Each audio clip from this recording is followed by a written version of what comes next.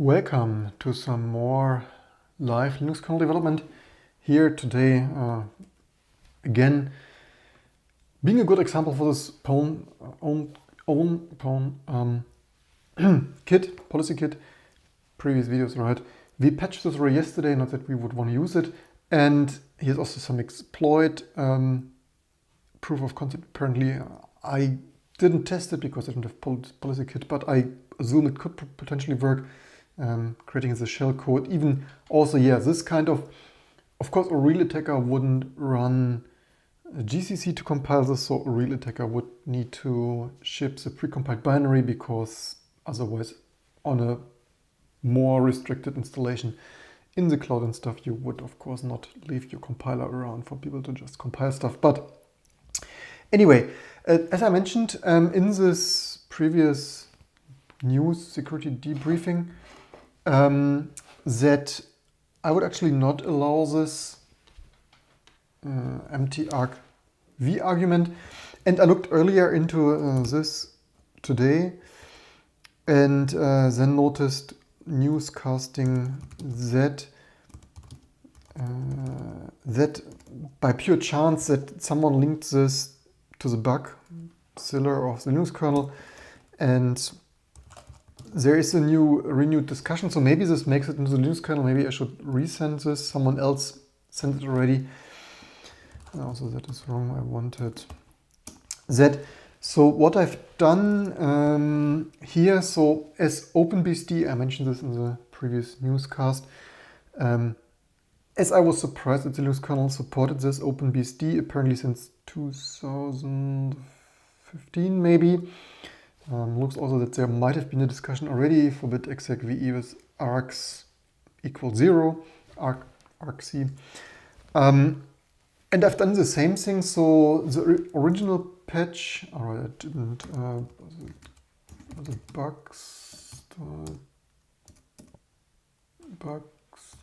bugziller kernel, maybe this one.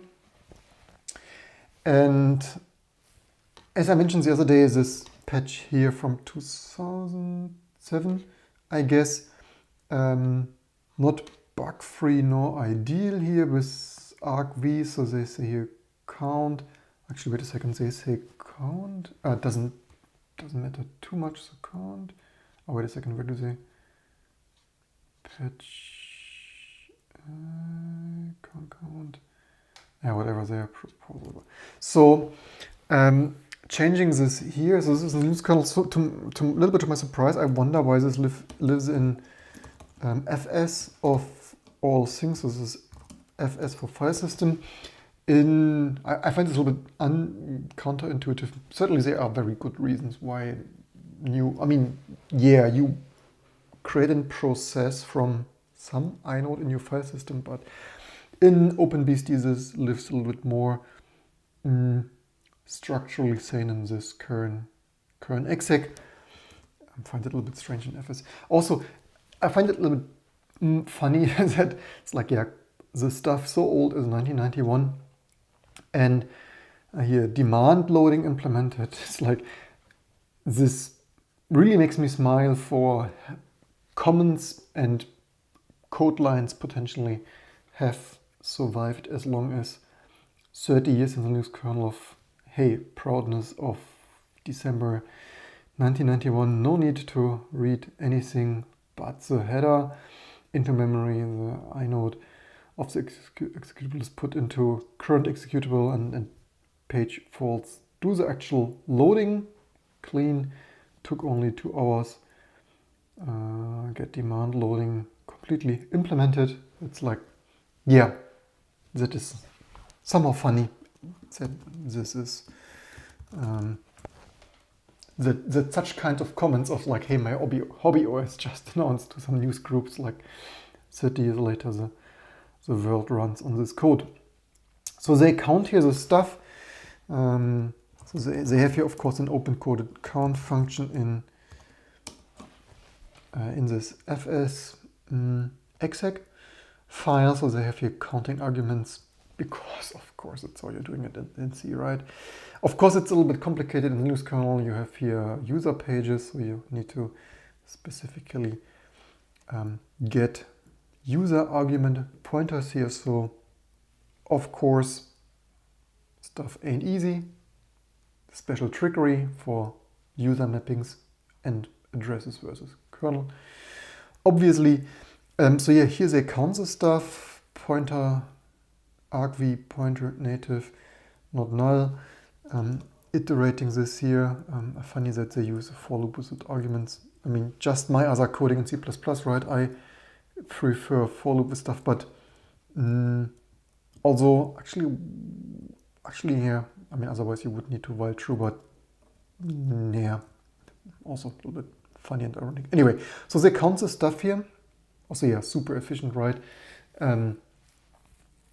Counting this, pre-counting this, getting, basically, do they copy that here, Fettle, so they only get the user pointer? Do they store this somewhere? I equals, interesting. Maybe potentially not the super most efficient code to get all the user argument pointers, or is it? Anyway, doesn't matter too much. But so also, yeah, efficiency if only if you have say hundreds, thousands of arguments. So originally this was if return, so there could be errors like not getting, like if you can't get the user pointer, like I guess potentially invalid mappings or stuff like that. So the like page faults of invalid pointers, I would assume. And also, yeah, a little bit fragile, right? You need to handle all those malicious user pointers there, and obviously in your kernel. So what is new today here? There is discussions on Linux kernel. So also, yeah, this stuff is, even that is not easy, right? Do I have this here anywhere of, right, they posted that there. But even the patch proposed today, so this is like, yeah, 2022, C is so difficult that the next best person to propose it on the Linux kernel is proposing this with a bug, because this here is truncating all the errors that could be. So you could get here potentially other error codes, and so this is overwriting. Even in case of other errors, this is basically clobbering, mangling, truncating those errors. Those are potentially other errors to e-fault, which is of course not ideal. And also there is a discussion, as seen here, that OpenBSD is using, because yeah, it's not really an address page fault, it's like more an invalid argument.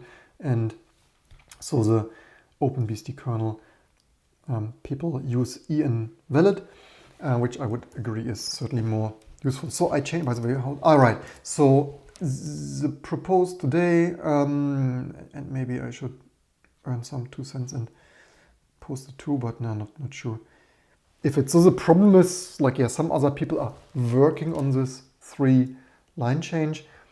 So not really sure if it's my time best spent to send my patch version here, because eventually, I guess eventually they could come to that. I also wonder, we have some other patches in T2, so obviously I'm committing that to T2 Linux because security. And maybe it triggers me a little bit that Oracle is like using this unbreakable Linux, because it's like a kind of sort of wish we could use this name of, hey, our unbroken Linux, because AKA all the like PowerPC optimizations, like all these small little things fixed in T2, because fixes. I wonder, like with other things, we have some other things that I wonder if they will ever be fixed upstream. Of people told me, yeah, YOLO, whatever, not fixing that, not applying that. It's like, yeah, whatever. I wonder if that makes it in the Linux kernel. Anyway, I commit this. So from today, you will get 4, if you pass in no arguments, which of course you should not normally do and potentially is not in agreement with some standard text, then you would get invalid. So let's test that. So basically this is original if return value, like if this is an error, then go to out free. Otherwise, if this is 0, wait a second, if we can should we, anyway, it doesn't matter. I just yesterday tested some optimizations, and basically this is like a no-brainer whether you write not redval or equal 0. Totally doesn't matter.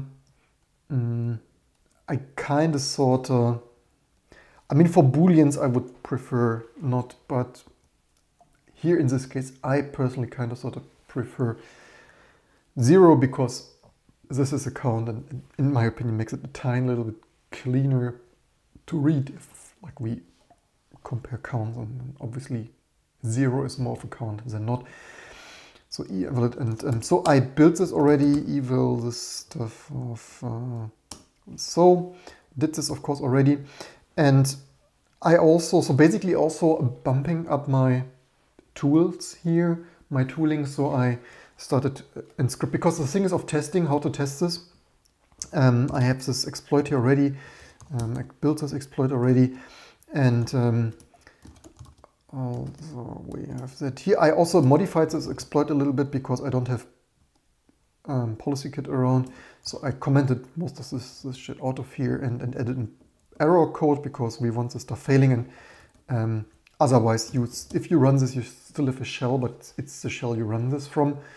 And so I have this in the init.rd. So I updated my tooling because I often did this manually, but basically going forward I want even more automation with my, like basically if we edit something in the kernel, like hey, create some set of execution environment like with init.rd and so on to run this, and this stuff adds up even if it's only like 10 minutes here. It's like open coding, extracting init.rd, CPIO compressing this stuff together, looking it up, copying, pasting it. So going forward I will have a more collection of personal development tools. Also pro tip, create your own, like if it's repetitive, if you'd like do it like more than a couple of times, create your set of tool folder, tool scripts to have this stuff around. So I have this here in A-out. So this is my like yesterday's Linux kernel. So here of course this works, execve without arguments, right? So this is execve bin sh, I changed that, not pkexec, and like basically a null, it's like, this is exploit or whatever. And so don't ignore that, this is our sandbox, whatever. So then running this new kernel and available kvm, so of course 20, like this millennium we test stuff in virtual machine stuff, right? So enable kvm just because performance, we obviously don't want to wait 2 seconds with tcg. No graphics, this new kernel arch would be set image, init.rd that we just generated, and console tty 0. And here we have the same exploit, and exec, as expected, exec failed -1. Other stuff of course works, so this would be, yeah, so this is obviously how you test this, right? And also we can strace this. I added strace to the init.rd, which usually we don't have in the init.rd, so strace a.out that you see what's going on, and this is here execve bin sh with like an empty array, and then here's a environment pointer, and we get here -1, which is invalid argument, just how we wanted it, right? Oops, this is also if yeah, the confusing thing is why I added this here is otherwise it might be confusing for the new kernel developer. If you gcc that and move that to the init.rd and cpio, all this stuff together, and so basically I stored this to what was it, prepare or something, doesn't matter, prepare init.rd. We compress this and run this. If I don't have the error, so basically this is confusing, right? So you don't get a new shell. So what this exploit is of course should do is give you a new shell, and so without error print this is confusing because you think, hey, this still does work, but no, it doesn't. As you see here, you still get invalid. Obviously this is just error printout, execve invalid argument, and you don't have a new shell. You notice that because if you quit the shell, you get an kernel oops because this was your init process. Yeah, so I have this patch here already. So the patch looks, by the way, attest kernel. Here, there is where maybe we rename because I naturally wanted like prepare. So that was what I saved here. Need to add some that's basically prepare kernel or something or int rd stuff. And obviously, otherwise, with other testing, you want to not only include strace, but also prepare your virtual machine or kernel debugger stuff to debug around in your kernel for like real fancy algorithms, like compression stuff or other virtual machine stuff, or like other like drivers and network and algorithms and all this fun stuff. So of course I saved this already. How did I call this? I think I named this hotfix because this is basically hotfix to tell our data bot to potentially delete this in case a kernel developer come to the same conclusion that this is a good idea.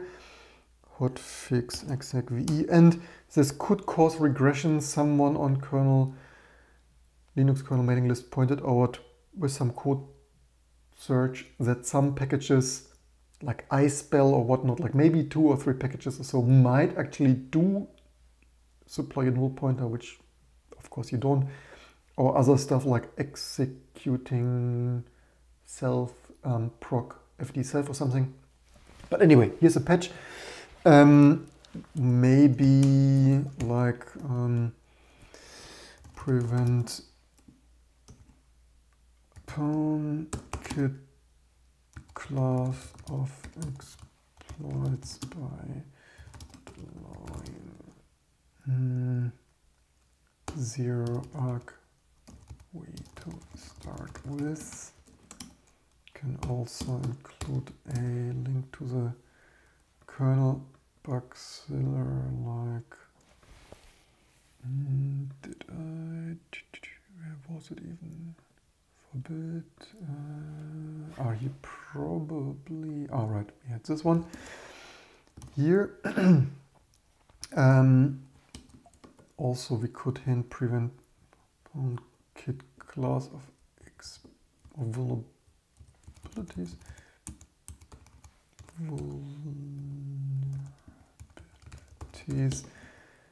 Not allowing arg0 argv like openbsd. Maybe that is enough. So yeah, that's how you do it, except I need to write a microkernel and not actually do this in C. Obviously, the usual your mileage may vary. Most security guarantees don't do this in C. And yeah, don't do this in C. And preferably not in a single address-based monolithic kernel and stuff. Patch. Maybe I should read the comments. Welcome everyone. Hope you're all doing well. Could you please show in coffee the coffee mug of on why the coffee has a wired shape? This is just some wired. Yeah, actually this is yeah, it's just a coffee mug, man. But thanks that you like it.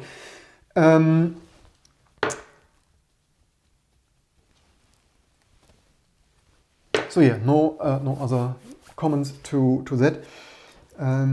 Patched Linux kernel to not allow 0 v to prevent PwnKit class of vulnerabilities.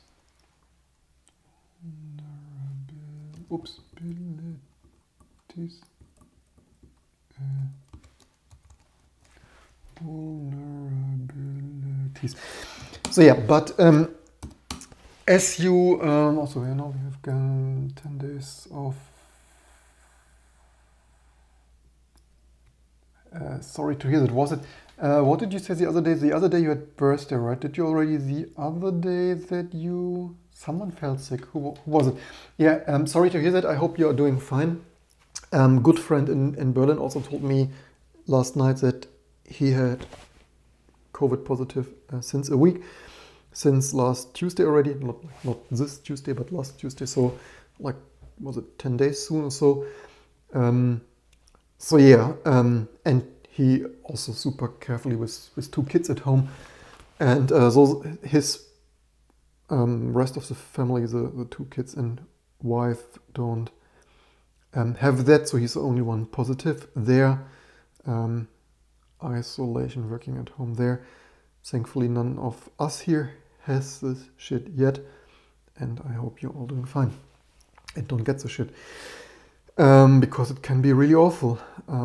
So I heard and read and so on, and freaking get vaccinated, right? So what this prepare script will do soon, so that is basically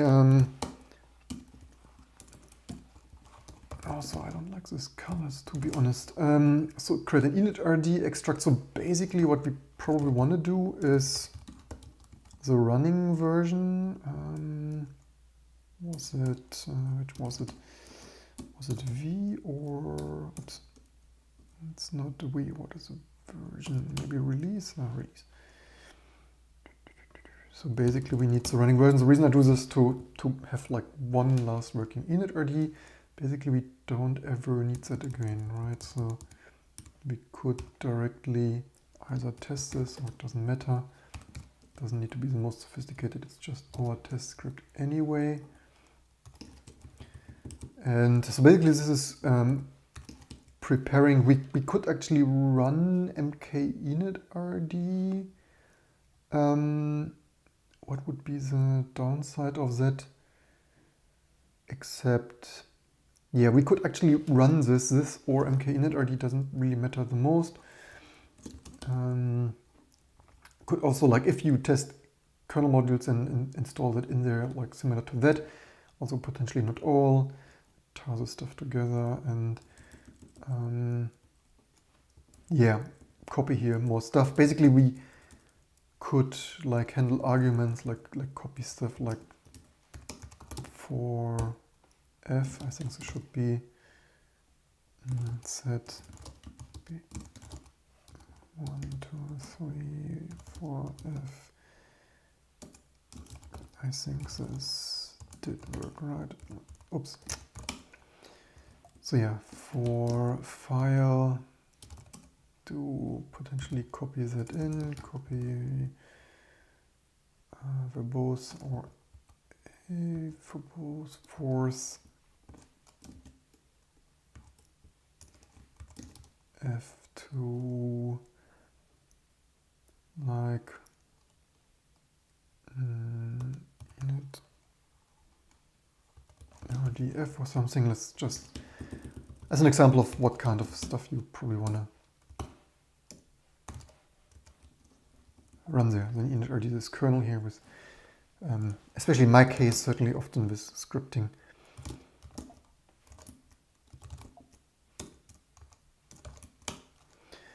So yeah, what other comments do we have there? Hey there. Yeah, so that's basically it. For today I also updated the kernel. Of course there's a new kernel release, because with so many drivers and file systems and other features, there's of course always something every other day, right? So obviously it's out of bounds, dereferencing pointers and reverts because other broken stuff. So yeah, obviously, so that's already upstream in T2, and this patch is now there too. And that's probably already all we have for you today. I hope you learned something, got some tip out of this, especially testing this stuff. And even, but yeah, C is difficult, and obviously kernel development is difficult, which is also why we don't have our own microkernel yet. And how many iterations it takes, right? From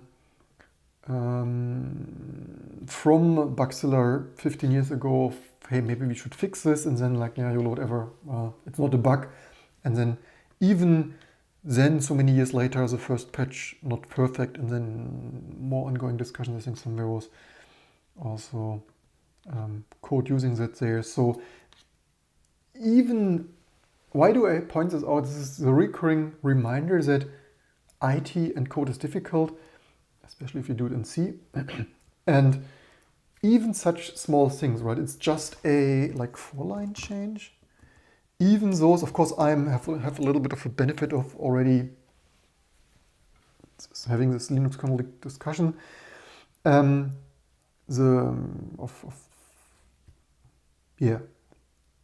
some discussions of the biggest bugs. But even here, right, the first thing on Linux kernel, not perfect. I think if there was, the Bugzilla, I think was an initial patch. I think they only once checked for argv, not null. So change required. Yeah. So this I didn't look up how the code looked back then, but if the code probably maybe looked similar to that, then this proposed change is not enough, right? You could still supply. I would think you could still have supplied an argv pointer that doesn't have any arguments, right? So the initial suggestion is not enough. The new first proposed version 1 patch is degrading error codes. And yeah, a 4-line change. This is why code is so expensive, right? Maybe I should actually title that so expensive. Because this is how many engineers, and of course, usually it doesn't take 15 years for this 4-line code change, but it can, right? If people proposing something, nobody escalates it, nobody takes it serious, and then so many years later. But even with other patches, right? I have sent other patches to Linux kernel, and then it's like, for example, the Seagate, right? The do I have somewhere? Where's my SSD? Doesn't matter. You know how a hard drive looks like. My patch for the Seagate pass-throughs, ATA over, what was it? ATA over USB. So of another patch, I can show you the patch though. That is here somehow Seagate reverting previous to deleting and restoring. Was it restoring? Yeah, restoring stuff. I would have deleted that, but basically this is, in my opinion, like a year ago video, like recurring theme here of recurring videos and bugs and features. I found by pure chance and accident that all Seagate, external Seagate disks, like USB disks, do not, in the Linux kernel, and I consider this a bug, right, last year.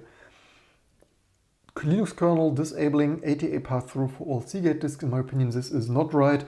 I found even old disks, my disks was from 2016 or so, the Seagate 7 or so, old disk, 5 years or whatever, or something of that sort. So it is an old disk, and even this old disk does support it, right? And I even did here the extra mile of restoring a blacklist of previously known drives. I even did extra due diligence of compiling like 3 or so more than previously have been in there that do not support this. So maybe this list is exhaustive. But what the Linux kernel people also proposed there. So the Linux kernel people proposed me to have more work to actually creating a whitelist, and I don't think this is the right approach, because I would argue new devices, like new Seagate USB external devices, should have working ATA pass-through. Of course, knowing vendors, they might still clobber some cheap, low quality, cheap crap in there that may not work, but I would by default assume new devices should only be better and have less bugs, hopefully anyway. Mine didn't. And so instead of creating a whitelist that will only grow and maybe in 5 years have hundreds of devices, which in my opinion makes no sense, I find it much more sensible to restore the previously known, did I say whitelist? I meant a low list, so excuse me. So restoring the previously defect list and even adding that, so because that list shouldn't grow, and should be relatively constant, hopefully anyway. And even if there is in the future one device found to add that here, that certainly is a smaller list. And most importantly, if you go to the store and buy the latest and greatest device and plug it into your Linux kernel, it wouldn't work with that, right? With the Linux kernel attitude of like, no, we're not reverting that, that would mean each new device you buy, you plug in, doesn't work, in my opinion, and would need an allow list, known good list entry, in my opinion, not the right thing to do. Anyway, that's it for today. I hope you learned something, especially, obviously, pro tip, testing this stuff, and obviously these days with some virtual machine, or other such stuff. And soon we start with a microkernel, and certainly also will have some kernel debugger or otherwise debugging features of the Linux kernel in the future. So don't forget to share and subscribe. I hope you learned something, and to see you soon for all the next fun stuff to come.